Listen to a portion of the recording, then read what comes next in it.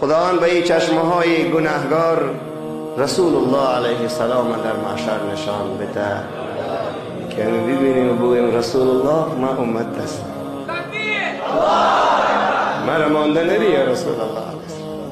تنهایم نمانه امروز، آسان نبود بردن ما جانب دوزخ آنجا مگرم احمد مختار نباشد. خوب میگه صلی الله علیه و سلم میگوید من ترک سنتی لم ینل شفاعتی، کسی که سنتی برا ترک میکنه از شفاعت من محروم است.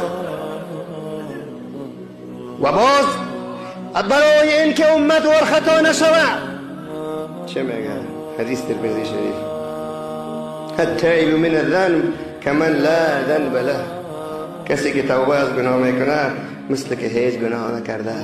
بگوین الله اکبر. و باز در همین سنن ترمذی شریف امام ابو عیسی ترمذی خداوند روحش شاد بگردانه و سند صحیح خودش نقل میکنه رسول الله علیه السلام گفت گناهگاران بشنون توبه کنن امید بکنن، یکی ما یکی شما، ما گناهگار اول. چی میگه پیغمبرت صلی الله علیه و سلم شفاعتی لأهل الكبائر من امتی، شفاعت ما به کلان گناهگارای از امت ما است.